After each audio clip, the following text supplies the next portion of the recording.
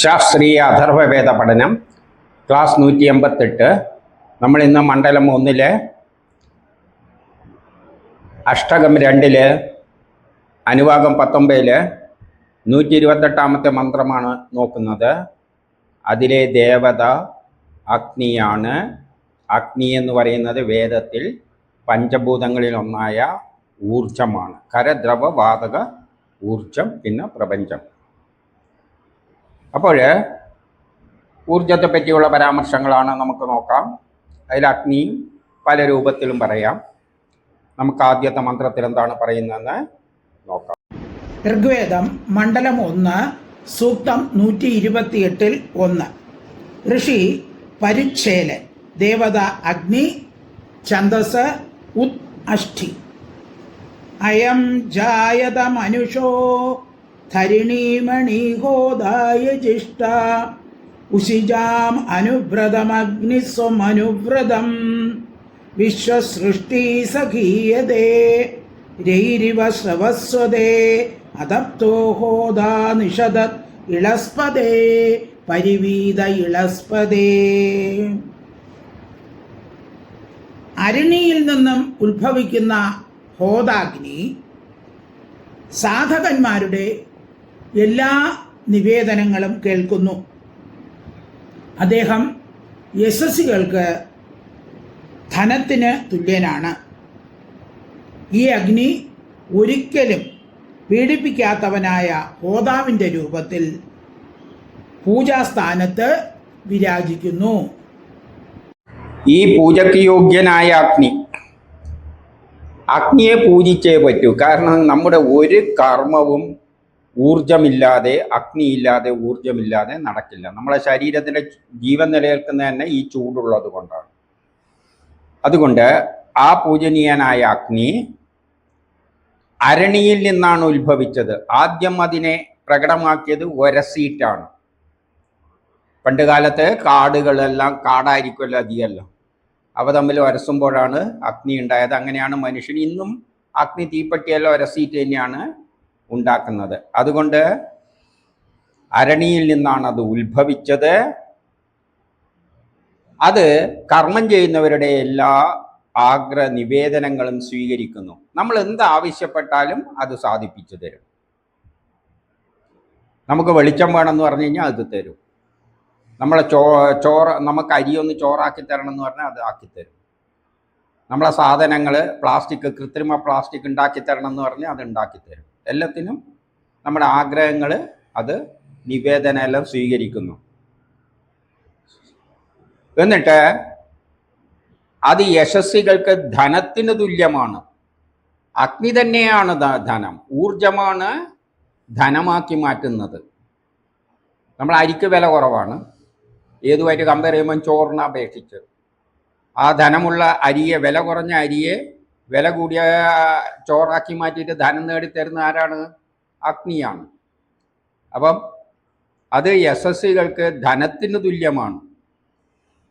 ധനം എന്ന് പറയുന്നത് ഊർജം തന്നെയാണ്. ഊർജം ഉണ്ടെങ്കിലേ ധനം. അതുകൊണ്ടാണ് ഗൾഫ് രാജ്യങ്ങളിൽ ഇത്രയും സമ്പന്നമായ എന്തുകൊണ്ടാണ്? അവിടെ ഊർജമുള്ളത് കൊണ്ടാണ്.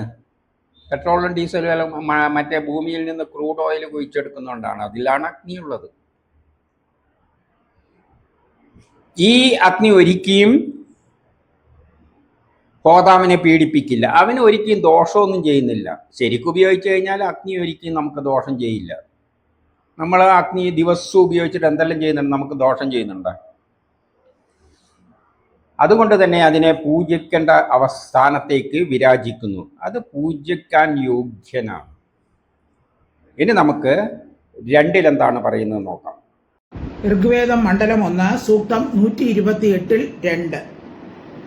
തം യജ്ഞസാധമവിവാദയാമ സ്വദസ്യ പഥാനമസ ഭവിഷ്മദ ദേവത ആതാഹ വിസ്മയ സന ഊർജാമുപൃത്വയാ കൃപാന ജര്യതി യമ്മാതിരശ്വാമനവേ പരാവതോ ദേവംഭ പരാവതഃ.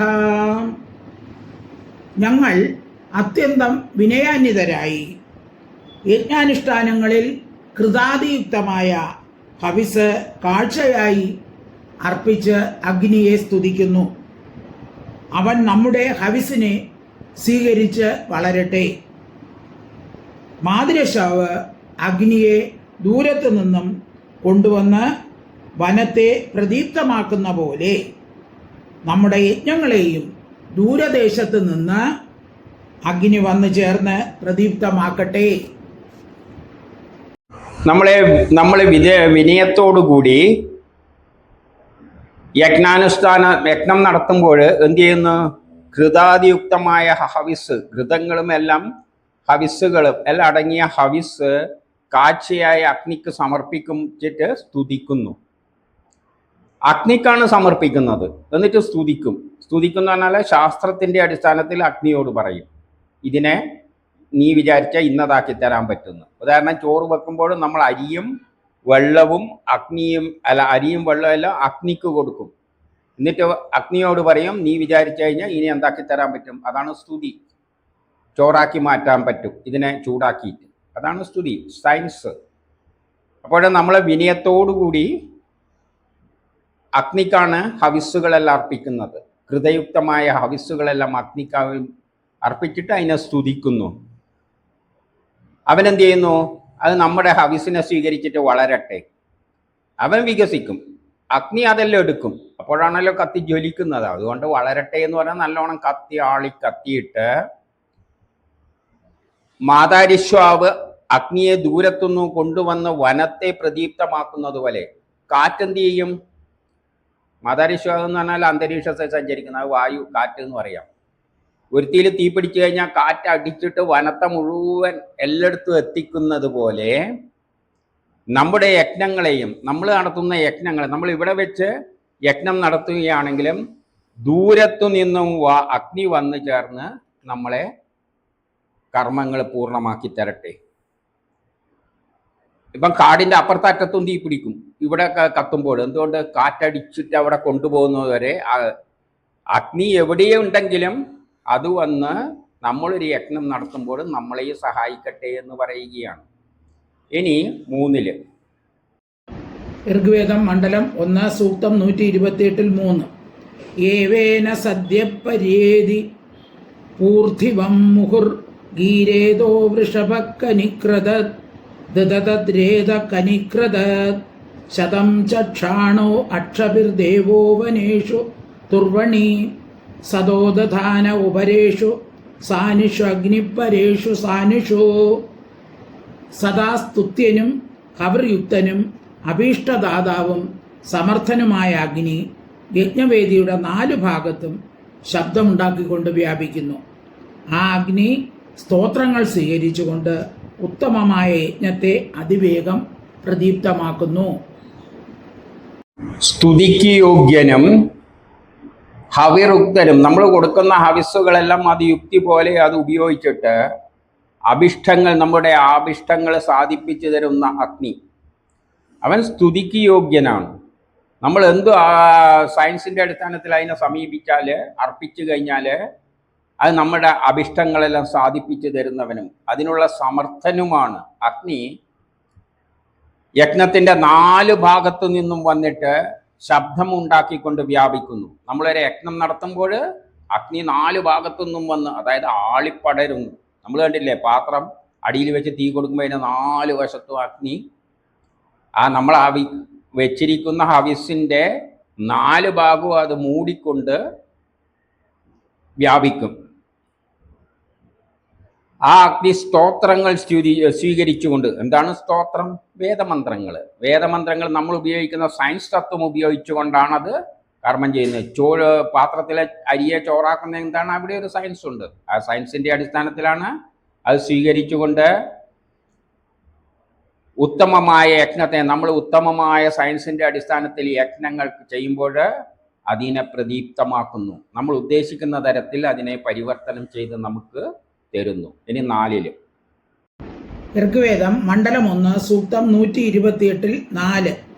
സ സുക്രതു പുരോഹിതോതോ ദമേ ദമേ അഗ്നിർ യജ്ഞസ്യ അധ്വരസ്യ ചേദതി കൃത്വാ യജ്ഞസ്യ ചേദതി കൃത്വാ വേധ ഇഷ്ടയതേ വിശ്വജാതാനി പസ്പശേ യദോ കൃതശ്രീരതിർ അജായത വന്യർവേദ അജായത. പുരോഹിത രൂപനായ അഗ്നി യജമാനന്റെ ഭവനത്തിൽ അവിനാശിയായ യജ്ഞത്തിൻ്റെ ജ്ഞാതാവാണ്. അവൻ കർമ്മങ്ങളുടെ ഫലം നൽകുവാനുള്ള ആഗ്രഹത്തോടുകൂടി ഹവിസിനെ സ്വീകരിക്കുന്നു. അവൻ അതിഥി രൂപത്തോടുകൂടി ഘൃതം ഭക്ഷിച്ചുകൊണ്ട് ഹവിർ ദാതാവിൻ്റെ അഭീഷ്ടം സാധിച്ചു കൊടുക്കുന്നു. അഗ്നി പുരോഹിത രൂപനാണ് എന്ന് പറയുകയാണ്. പുരോഹിതന്മാർക്ക് സമാനമാണ്. അവനറിയാതെ ജ്ഞാനമില്ല. ഏത് യജ്ഞം ചെയ്യുന്നുണ്ടെങ്കിൽ അതിൽ അഗ്നിയുണ്ട്. അപ്പൊ അവൻ എല്ലാ ജ്ഞാനവും തികഞ്ഞവനാണ്. ആ വസ്തുവിനെ വേറൊരു വസ്തുവാക്കി മാറ്റാൻ കഴിവുള്ളവനാണ് അഗ്നിയുടെ സഹായത്താൽ. യജമാനന്റെ ഭവനത്തില് അവൻ വന്നിട്ട് പുരോഹിത രൂപത്തിലാണ് അവൻ വരിക. എന്നിട്ടോ അവിനാശിയായ യജ്ഞത്തിന്റെ ജ്ഞാതാവായിത്തീരുന്നു. നമ്മൾ നടത്തുന്ന അതായത് നാശം വിതക്കാത്ത നല്ല യജ്ഞങ്ങളുടെയെല്ലാം നേതൃത്വം അവൻ ഏറ്റെടുക്കും. ജ്ഞാതാവായി തീർന്നുകൊണ്ട് അവനറിയാം നമ്മൾ ചെയ്യേണ്ട യജ്ഞത്തെ എങ്ങനെയാണ് പൂർത്തിയാക്കേണ്ടതെന്ന്. ചോറ് വെക്കാൻ അരിയോട് പറഞ്ഞു കൊടുക്കുകയൊന്നും വേണ്ട. നമ്മൾ പാത്രത്തിലിട്ടിട്ട് അരിയും വെള്ളം ഇട്ടിട്ട് അടിയിൽ കത്തിച്ചു കൊടുത്താൽ മതി. അഗ്നിക്കറിയാം അതിന് എന്താക്കണം എന്ന്. അപ്പൊ അവൻ ജ്ഞാതാവും കൂടിയാണ്. പക്ഷേ നമ്മൾ പ്രയോഗിക്കുന്ന സയൻസിന്റെ അടിസ്ഥാനത്തിൽ അത് നോക്കിയിട്ടേ അത് ചെയ്യുള്ളൂ. അവൻ കർമ്മങ്ങളുടെ ഫലം നൽകാനുള്ള ആഗ്രഹത്തോടു കൂടി നമ്മൾ എന്തൊക്കെ ചെയ്യാൻ ഉദ്ദേശിക്കുമ്പോൾ ശരിക്ക് നീ എന്താണ് ഉദ്ദേശിക്കുന്നത് അത് ചെയ്യാൻ കർമ്മഫലം നൽകാം എന്ന ഉദ്ദേശത്തോടു കൂടി നമ്മൾ കൊടുക്കുന്ന ഹവിസിനെ സ്വീകരിക്കുന്നു. നമ്മൾ അരിയും വെള്ളം എല്ലാം കൊടുത്താൽ അത് സ്വീകരിക്കും. എന്തുദ്ദേശത്തോടു കൂടി നിനക്ക് ചോറാക്കി തരാം എന്ന നമ്മുടെ ആഗ്രഹം സഫലമാക്കുവാൻ വേണ്ടിയിട്ട് അവൻ അതിഥി രൂപത്തോടു കൂടി വന്ന് ഒരു അതിഥിയെ പോലെയാണ് അവൻ കയറി വരുന്നത്. നമ്മൾ എന്തെങ്കിലും യജ്ഞം ചെയ്യുമ്പോൾ ഒരു അതിഥി പോലെ നമ്മളെ സഹായിക്കാനായിട്ട് കയറി വന്ന് കൃതം ഭക്ഷിച്ചുകൊണ്ട് നമ്മൾ കൊടുക്കുന്ന കൃതം ഭക്ഷിച്ചുകൊണ്ട് ഹവിർദാതാവിൻ്റെ അഭിഷ്ടങ്ങൾ സാധിപ്പിച്ചു വരുന്നു. നമ്മൾ കൊടുക്കുന്ന സാധനമല്ല അവൻ ഭക്ഷിക്കും. അഗ്നിയിലേക്ക് അർപ്പിക്കുന്നതെല്ലാം ആ വെള്ളവും അരിയെല്ലാം അവനെടുക്കും. ഇത് നമുക്ക് തന്നെ പുറത്തേക്ക് തരുന്ന എന്തായിരിക്കും? ചോറ് മാത്രമായിരിക്കില്ല, അത് അരി കിട്ടൂല, അതെല്ലാം അവനെടുത്ത്. ഇനി 5 ഋഗ്വേദം മണ്ഡലം 1 സൂക്തം 128 5. കൃത്വായതസ്യ തവീവിഷൂഷു പൃഞ്ചതേഗ്നി രവേണ മരുതാം നഭോ ജേഷിരായ നഭോജ്യ സഹിഷ്മാഭാനമിന്വദിവസൂനാം ച മജ്മനാം സനസ്ത്രാസദേ ദുരിത അഭികൃത സംശാദഘാതഭിഹൃത. മരുത്തുക്കൾ ഭക്ഷ്യദ്രവ്യങ്ങൾ ഒന്നിച്ചു കൂട്ടുന്നതുപോലെ മനുഷ്യർ ഭക്ഷ്യപദാർത്ഥങ്ങൾ ഏകീകരിച്ച് അഗ്നിക്ക് ഹവിസായി നൽകുന്നു. അപ്പോൾ ആ അഗ്നി ദാനപ്രേരിതനായി ഹവിർ ദാതാവിനെ പാപകർമ്മങ്ങളിൽ നിന്ന് മുക്തനാക്കുന്നു.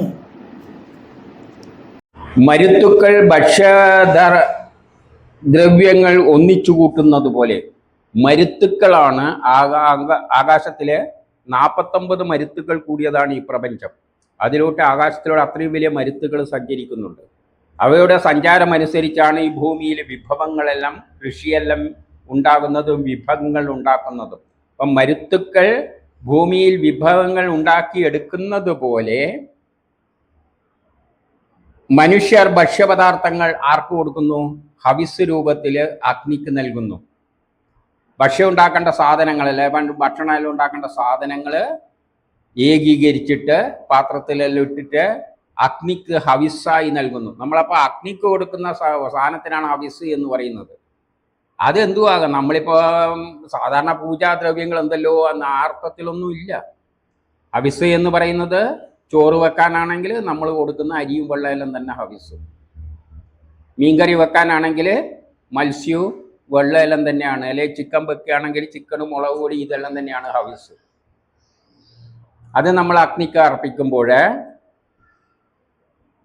ആ അഗ്നി ദാനം നൽകുവാൻ പ്രേരണയോടുകൂടി നിനക്ക് വേണ്ടത് ഞാൻ ശരിയാക്കി തരാം, ചിക്കൻ ഫ്രൈ വേണോ, എല്ലാ മീൻ കറി വേണോ, എല്ലാ ചോറ് വേണോ എന്ന ദാനപ്രേരിതനായി അത് നിനക്ക് ദാനമായിട്ട് ഞാൻ നൽകാം.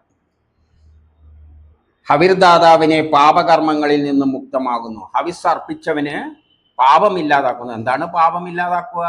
നമ്മൾ വിശക്കുമ്പോഴാണ് നമ്മൾ അരിയും വെള്ളമെല്ലാം അഗ്നിക്ക് കൊടുക്കുന്നത്. ചിക്കനും മീനും എല്ലാം പാത്രത്തിലിട്ടിട്ട് കൊടുക്കും. അപ്പോൾ അവൻ നമ്മളെ പാപമില്ലാതാക്കി തരുമെന്ന് പറഞ്ഞാൽ നമ്മൾ കിട്ടുന്ന അവൻ ചോറാക്കിയിട്ട് മീൻ കറിയും ചിക്കൻ കറിയും എല്ലാം ആയിട്ട് നമ്മൾ കടിക്ക് വലിക്കും. അപ്പം നമ്മളെ പാപം തീർന്നു, വിശപ്പെല്ലാം തീർന്നു. ഇതാണ് പാപം തീരുക എന്ന് പറഞ്ഞാൽ നമ്മളെ കഷ്ടപ്പാടാണ് പാപം. നമുക്ക് എന്തോ ദോഷമായി തീരുന്നതെല്ലാം പാപം, അത് മാറിക്കിട്ടുന്നത് പുണ്യം. ഇനി 6 ഋഗ്വേദം മണ്ഡലം 1 സൂക്തം 128 6. വിശ്വോ വിഹായ അരതിർവ സുർദധേ ഹസ്തേ ദക്ഷിണേ തരനിർണ ശിശ്രധത് ശ്രവസ്യയാന ശിശ്രധത് വിശ്വസ്മാ ഇത് ശുദ്ധ്യതേ ദേവത്രാഹവ്യമോഹിഷേ വിശ്വസ്മായിത് സുഹൃദേ വാരമൃണ്ണത്തഗ്നിദ്വാരാ വൃണ്ണതി. അഖിലത്തിൻ്റെയും സ്വാമിയും അഗ്നിരൂപനുമായ അവൻ വലതുകരത്തിൽ ധനമെടുത്ത് പരോപകാരാർത്ഥം വിനിയോഗിക്കുന്നു. സ്തോതാവിൽ നിന്നും ഹവിസിനെ ദേവതകൾക്ക് എത്തിച്ചു കൊടുക്കുന്നു. സൽക്കർമ്മികൾക്ക് ഉത്തമമായ ധന ഭണ്ഡാരത്തിൻ്റെ വാതിൽ തുറന്നു കൊടുക്കുന്നു. എല്ലാറ്റിൻ്റെയും സ്വാമിയായ, എല്ലാവരുടെയും സ്വാമിയാണത്. ആർക്ക് എന്തെങ്കിലും ഒരു കർമ്മം ചെയ്യണമെങ്കിൽ അഗ്നി ഉണ്ടെങ്കിലേ പറ്റുള്ളൂ, ഊർജമുണ്ടെങ്കിലേ പറ്റുകയുള്ളൂ. അപ്പോൾ അഖിലത്തിൻ്റെയും സ്വാമിയും യായ അഗ്നിരൂപമായ അവൻ വലത് കയ്യിൽ ധനു എടുത്തിട്ടാണ് വരുന്നത്. യജ്ഞം ചെയ്യുമ്പോഴാണല്ലോ ഊർജം വേണ്ടത്. അപ്പം നമ്മൾ യജ്ഞം ചെയ്യുമ്പോൾ ഊർജം വരും, അഗ്നി വരും. എന്തിന്? നമുക്ക് ധനം നേടിത്തരാൻ വേണ്ടിയിട്ട്. യജ്ഞം ചെയ്യുമ്പോഴാണല്ലോ നമ്മൾ പണമെല്ലാം കിട്ടുന്നത്. അപ്പം അവൻ ധനുവായിട്ടാണ് വരുന്നതെന്ന് പറഞ്ഞാൽ വലത് കയ്യിൽ ധനുവായിട്ട് വരികയാണെന്ന് കവിഭാവനയിൽ പറഞ്ഞതായിട്ട് കണ്ടാൽ മതി. ധനമെടുത്ത് മറ്റുള്ളവർക്ക് ഉപകാരം ചെയ്യാനുള്ള താല്പര്യത്തോടു കൂടി വരുന്നു, നമുക്ക് ധനം നൽകാൻ വേണ്ടിയിട്ട്. സ്തോതാവിൽ നിന്നും ഹവിസിനെ, നമ്മളാണ് സ്തോതാവ്, നമ്മൾ അഗ്നിക്ക് അർപ്പിക്കുമ്പോൾ ആ ഹവിസിനെ ആർക്ക് കൊടുക്കും? ദേവതകൾക്ക് കൊടുക്കും. അഗ്നി ഇതെല്ലാം ആർക്കാണ് കൊടുക്കുന്നത്? ദേവതകൾ. ദേവതകൾ എന്ന് പറഞ്ഞാൽ നമ്മൾ ഉപയോഗിക്കുന്ന എല്ലാ വസ്തുക്കളും ദേവതയാണ്. ഇപ്പം ചോറ് വെക്കുമ്പോൾ അരിയും വെള്ളവും എല്ലാം ദേവതയാണ്. അഗ്നി ആർക്കാണ് ഇതെല്ലാം കൊടുക്കുന്നത്? അതിൻ്റെ ഊർജം, ശക്തി അരിക്കും വെള്ളത്തിനുമാണ് കൊടുക്കുന്നത്. അപ്പോഴാണ് അരിയും വെള്ളം എന്തായിത്തീരുന്നത്? അത് ഉപയോഗിച്ചിട്ട് ചോറായിത്തീരുന്നത്. അപ്പം ദേവതകൾക്ക് കൊടുക്കുന്നു. നമ്മൾ കൊടുക്കുന്ന ഹവിസ് ദേവതകൾക്ക് കൊടുത്തിട്ട് എത്തിച്ചു കൊടുക്കുന്നു. എന്നിട്ട് ആ സൽക്കർമ്മത്തിൻ്റെ ഫലമായിട്ട് ധനഭണ്ഡാരത്തിൻ്റെ വാതിൽ തുറക്കുന്നു. ധനഭണ്ഡാരം, പണത്തിൻ്റെ ഭണ്ഡാരം തുറന്ന് നമുക്ക് തരുന്നു എന്ന് പറഞ്ഞാൽ നമ്മളെന്താ യജ്ഞങ്ങൾ ചെയ്യുമ്പോൾ അതെല്ലാം പൂർത്തീകരിച്ചിട്ട് അഗ്നി എന്ത് ചെയ്യും? നമുക്ക് ധനം നേടി തരും. ഇനി 7 ഋഗ്വേദ മണ്ഡലം 1 സൂക്തം 128 7. സമാനുഷേ വ്രജനേ ശന്തമോഹിതോഗ്നിർ യജ്ഞേഷു ജേന്യൂന വിശ്വതി പ്രിയോ യണുജ്ഞേ വിശ്വതി സഹവ്യമാനുഷാണാം ഇളാകൃതാനി പത്യതേ സനസ്ത്രാസതേ വരുണസ്വധൂർ തേ മഹോദേവസ്യ ധൂർതേ. അഗ്നി വേദിയിൽ രാജാവിനെ പോലെ സ്ഥാപിക്കപ്പെട്ടിരിക്കുന്നു. അവൻ മനുഷ്യരുടെ സ്തുതികളോടുകൂടി നൽകുന്ന ഹവിസുകളുടെ സ്വാമിയാണ്. അവൻ നമ്മെ വരുണാദികളായ ദേവതകളുടെ കോപത്തിൽ നിന്നും രക്ഷിക്കുന്നു. ഈ അഗ്നി വേദിയിൽ രാജാവിനെ പോലെയാണ് ഇരിക്കുക. ഏതൊരു അഗ്നിയും അവിടെ രാജാവിനെ പോലെയാണ്. അഗ്നി നമ്മളിപ്പം അടുപ്പ് കത്തിക്കുകയാണെങ്കിലും ഭയഭക്തിയോടുകൂടി ആ അഗ്നീൻ്റെ അടുത്ത് നിന്നോളണം, അല്ലെങ്കിൽ നമ്മളെ കൈകൊള്ളും. തോന്നുന്ന മാതിരി അതിനോടെല്ലാം അവിടെ ഇവിടെയെല്ലാം പിടിച്ചു കഴിഞ്ഞാൽ കൈകൊള്ളും. അപ്പം ഭക്തിയോടുകൂടി അധികം അടുത്ത് പോകാതെ പേടിച്ചുകൊണ്ട് നിൽക്കണം. ഒരു രാജാവിൻ്റെ അടുത്ത് നിൽക്കുന്ന മാതിരി നിൽക്കണം അഗ്നിയുടെ മുമ്പിൽ. അപ്പം യജ്ഞവേദിയിൽ അവൻ രാജാവിന് തുല്യമാണ്. അവൻ മനുഷ്യരുടെ സ്തുതികളോടുകൂടി, മനുഷ്യർ സ്തുതികൾ ശാസ്ത്രത്തിൻ്റെ അടിസ്ഥാനത്തിലാണ് മനുഷ്യർ സമീപിക്കുന്നത്. സ്തുതികളോട് നൽകുന്ന ഹവിസ്സുകൾ, നമ്മൾ അരിയും വെള്ളമെല്ലാം സ്തുതിച്ചുകൊണ്ടാണ് നൽകുന്നത്. എങ്ങനെയാണ് സ്തുതിച്ചുകൊണ്ട് നൽകുന്നത്? അവിടെയുള്ള സ്തുതി എന്താണ്? അഗ്നിക്ക് വെള്ളത്തിൻ്റെ സാന്നിധ്യത്തിൽ അരിയെ പദം വരുത്താൻ കഴിയുമെന്ന ശാസ്ത്രതത്വം, അതാണ് അവിടുത്തെ സ്തുതി. ആ സ്തുതിയോടുകൂടിയാണ് അഗ്നിയിലേക്ക് നമ്മൾ അർപ്പിക്കുന്നത്. അപ്പോഴേ അഗ്നിക്കത് ചോറാക്കി പദം വരുത്താൻ പറ്റും. അല്ലാതെ പെട്രോളിൻ്റെ അകത്ത് അരി ഊട്ടിട്ട് നമ്മളങ്ങ് അഗ്നി കൊടുത്തു കഴിഞ്ഞാൽ പൊട്ടിത്തെറിക്കും. അപ്പൊ സ്തുതിയോടുകൂടിയാണ് നമ്മൾ സമീപിക്കുന്നത്. അപ്പോൾ അവൻ നമ്മുടെ വരുണാദികളായ ദേവതകളുടെ കോപത്തിൽ നിന്നും രക്ഷിക്കുന്നു. അതായത് വരുണൻ എന്ന് പറഞ്ഞാൽ ഓർബിറ്റുകൾ, ഗ്രഹങ്ങൾ ചുറ്റുന്നതനുസരിച്ചാണ് നമുക്ക് പാപങ്ങളെല്ലാം ഉണ്ടാകുന്നത്, നമുക്ക് വിശപ്പുണ്ടാകുന്നത്. നമുക്ക് വിശപ്പുണ്ടാകുന്നതിനും ഗ്രഹങ്ങളുടെ ചുറ്റുമായിട്ടെല്ലാം ബന്ധമുണ്ട്.